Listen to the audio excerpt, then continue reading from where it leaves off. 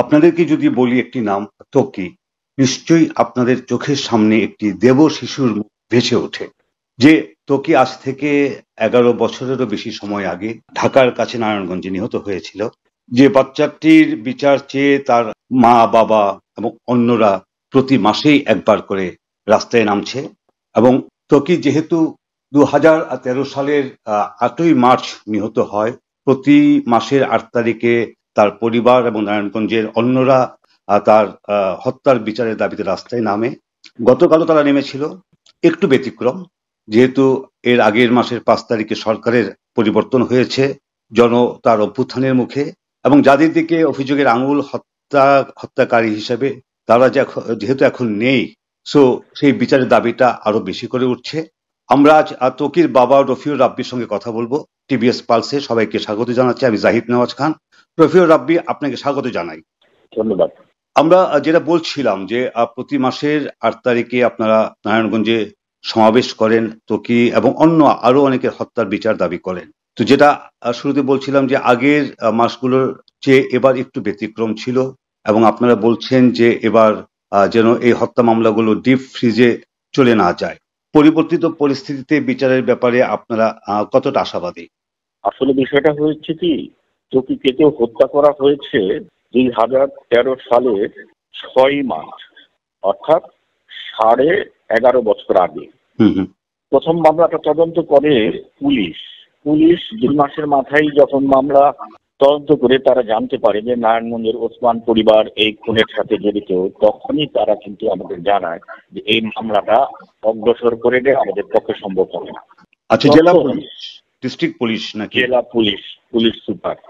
পরে উচ্চ আদালতে আমরা একটা রিট করি, সেই রিটের আবেদনের পরিপ্রেক্ষিতে মামলাটা র্যাবে হস্তান্তর হয়। র্যাব মামলাটা গ্রহণ করে তারা খুব কম সময়ের মধ্যেই 2 জনের জবানবন্দি নেয়, 2 জন ঘাতকের। এবং এই জবানবন্দির মধ্যে তারা স্পষ্ট বলে যে শাইন ওসমানের ভাতিজার নাম বলে আব্দুল ওসমান, তার 50 ছেলে, তারা 11 জন মিলে এইভাবে তারা তাকে হত্যা করেছে। এই বিষয়গুলো তারা সেখানে বিস্তারিত ওখানে বলে। পরে আমরা পত্রিকার বিষয়গুলো আমরা জানতে পারি। আচ্ছা, কিন্তু আমরা দেখি যে ত্বকী হত্যার ঠিক 1 বছরের মাথায়, অর্থাৎ 2014 সালের 5ই মার্চ র্যাব হেড অফিসে একটা সংবাদ সম্মেলন করে। সংবাদ সম্মেলন করে জানায় যে ত্বকী হত্যার সমস্ত রহস্য তারা উদ্ঘাটন করেছে এবং অচিরেই তারা এই অভিযোগ পত্রটি আদালতে পেশ করবে এবং অভিযোগ পত্রের একটা কপি তারা বিভিন্ন সংবাদ মাধ্যমকে তারা সরবরাহ করে, র্যাব সরবরাহ করে। এবং এইটি ওই দিন বিভিন্ন টেলিভিশন চ্যানেলে এবং পরের দিন সেখানে জাতীয় দৈনিকে প্রকাশিত হয়। তো আমরা আশাবাদী হলাম যে তারা এইটি বিচারটা দ্রুত করছে।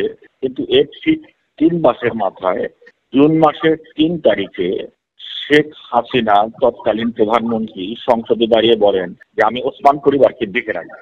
আচ্ছা, যেই পরিবারের বিরুদ্ধে ত্বকী হত্যার অভিযোগ প্রমাণিত র্যাব বলছে, সেই পরিবারকে যখন প্রধানমন্ত্রী ডেকে রাখবে বলেন, তখন এইটি অগ্রসর করে নেওয়ার কোনো অবস্থা থাকে না। এবং এরপর থেকেই বলা চলে যে ত্বকী হত্যার সমস্ত কার্যক্রম, তদন্ত কার্যক্রম, মামলা কার্যক্রম এটা বন্ধ হয়ে আছে। আচ্ছা, চার্জশিটটি কি আদালতে জমা পড়েছিল? র্যাব কি জমা দিয়েছিল? না, বললামই তো আমি, এটা তো আদালতে জমাই দেওয়া হয়নি। মানে আদালতে জমাই দেওয়া হয়নি। আপনি বলছেন যে 2014 সালের 5ই মার্চ সংবাদ সম্মেলন করেছিল র্যাব এবং অভিযোগপত্রের কপি আপনারা বা সংবাদ মাধ্যমকে দেওয়া হয়েছিল, কিন্তু সেই অভিযোগপত্র আর আদালতে জমা দেওয়া হয়নি। আদালতে জমা দেওয়া হয় নাই এরপরে। এবং তারপরে তাহলে এই হত্যা মামলাটি এখন আমরা কি বলবো, যেটা আদালতে কোনো শুনানি হচ্ছে না বা কোনো?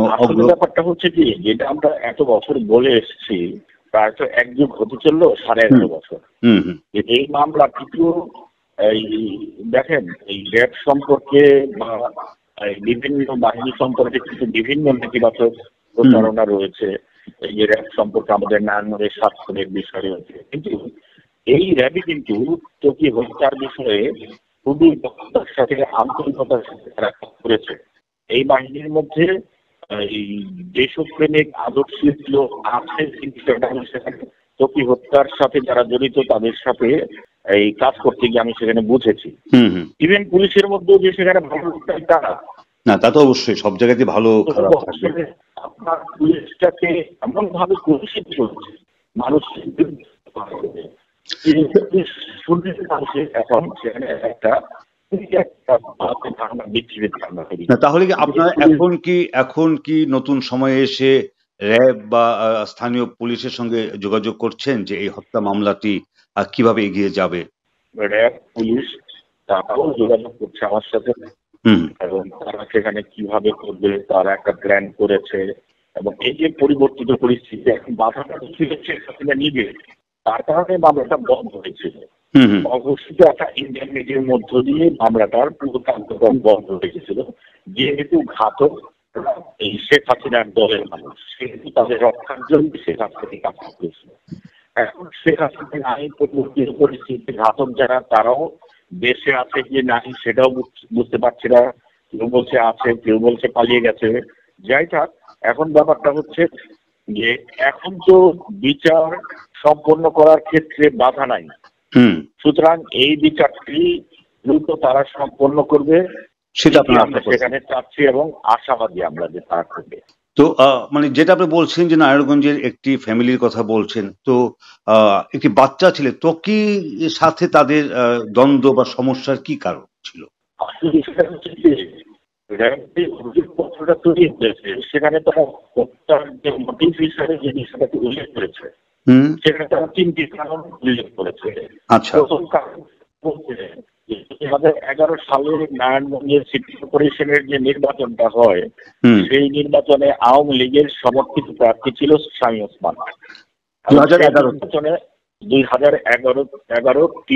অক্টোবর সেই সময় সেলিনা আইভি নির্বাচন করেন, তিনি জয়ী হন। নাগরিক পরিষদ একটি ব্যানারে নির্বাচন করেন এবং সেই নাগরিক পরিষদের মেম্বার সেক্রেটারি ছিলাম আমি।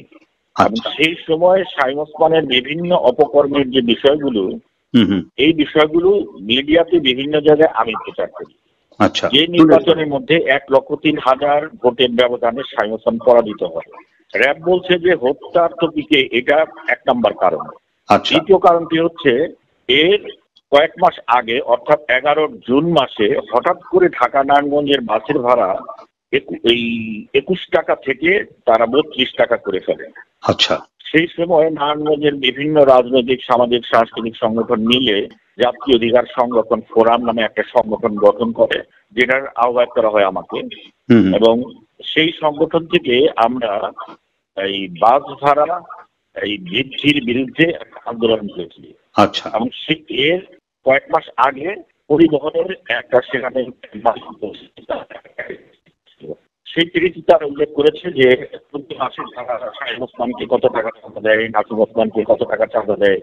সেই সময় মালিকরা বলেছিল যে এই চাঁদাটা যদি আপনারা আমাদের বন্ধ করতে পারে তাহলে বাস ভাড়া আমরা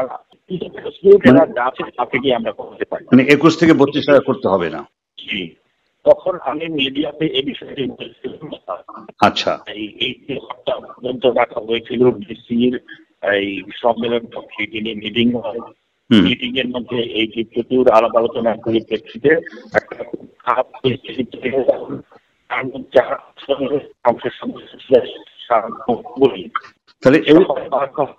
মানে এর মানে হচ্ছে যে ত্বকীর বাবা যেহেতু এই বিষয়ে যুক্ত ছিলেন, নির্বাচনের সাথে সেলিনা হায়াৎ আইভি জয়লাভ করেছেন, শামীম ওসমান হেরেছেন, বা পরবর্তীতে বাস ভাড়া নিয়ে যে বিষয়, মানে মূল আপনি ছিলেন তাদের ক্রোধ বা ক্ষোভের কারণ। আর সেটাই বাস ভাড়া কমাতে বাধ্য হয়। বাস ভাড়া সেখানে 3 হয়, তারা সেখানে কমিয়ে 27 টাকা। এই বলছে যে ত্বকী হত্যার দ্বিতীয় কারণ। আর তৃতীয় যে কারণটা, যে এর 1 বছর পরে 2012 সালে নাসিম ওসমানের নেতৃত্বে এই রেলওয়ের একটা জায়গা তার দখল করে মার্কেট বানাতে চেয়েছিল। সেই সময় আমরা একইভাবে নারায়ণগঞ্জের সবাই সম্মিলিতভাবে ভূমি রক্ষা নাগরিক পরিষদ নামে একটা সংগঠন করে সেটার উপর ব্যানার করা হয় আমাকে। তো সেইটা থেকে বড় একটা সংগ্রাম আন্দোলন হয়েছিল, যাতে কোনোভাবে এটা করতে না পারে গোলাগুলি হয়েছিল, টিয়ার সেল হয়েছিল, পরে এই রেলের কর্মকর্তা এসে সেখানে ঘোষণা দিতে বাধ্য হয়েছিল এখানে হবে না। আচ্ছা, মানে এর মানে হচ্ছে যে আপনি যে 3টি কারণের কথা বলছেন, এই কারণগুলো র্যাব তাদের অনুসন্ধানে পেয়েছে। আচ্ছা, রফিউর রাব্বি, ত্বকি যখন মারা যায় আজ থেকে 11.5 বছর আগে, তখন তার বয়স ছিল বোধহয় 14-15 এরকম। আচ্ছা, এখন 12 বছর পর ত্বকি একটি পূর্ণাঙ্গ মানুষ হতেন। এখন আমরা বলছি হতো, আগে বলছি, বাট এখন তার বয়স বিবেচনা নিলে আমাদেরকে হয়তো বলতে হতো যে এরকম যে পূর্ণাঙ্গ মানুষ হতেন। আমরা বুঝতে পারি আপনি, আপনার স্ত্রী, ত্বকির মা বাবা এবং অন্যরা কি পরিমাণ কষ্টের মধ্যে দিয়ে যাচ্ছেন। সো আপনারা একটা যেটা বিষয়টা বলছেন যে আপনাদের কষ্টটা কিছুটা দূর হবে যদি ত্বকি হত্যার বিচার হয়। তো আপনারা সেই বিচারটা কতদিনের মধ্যে হবে বলে আপনারা আশা করতে চান? কতদিনের মধ্যে হবে সে বিষয়টা আমরা ঠিক আমরা বলছি যেটি যে দ্রুত সময়ের মধ্যে, কারণ 11.5 বছর একযুক্ত শেখ হাসিনার সময় পার হলো।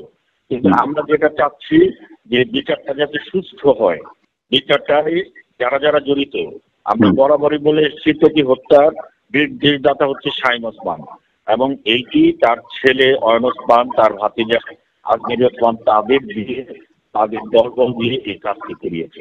এজন্য এই জায়গায় যারা অপরাধী সবাই যাতে এই বিচারের আওতায় আসে। আমাদের 11.5 বছর ধরে যে আন্দোলনটা, এটা শুধুমাত্র ত্বকি হত্যার বিচার চাওয়ার আন্দোলন আমরা নারায়ণগঞ্জে করি নাই। আমরা এর সাথে ওসমান পরিবার দ্বারা নিহত আমাদের প্রায় 20 জনের উপর এই নারায়ণগঞ্জে ছেলে, শিশু কিশোর খুন হয়েছে। আমরা সবার হত্যার বিচার চেয়েছি। এমনকি সেখানে সাগর নদী এবং তনু হত্যার যে বিচারগুলো ফাইলবন্দি হয়ে আছে, এই বিচারগুলো আমরা সেখানে চাচ্ছি। আমরা বিচারহীনতার বিরুদ্ধে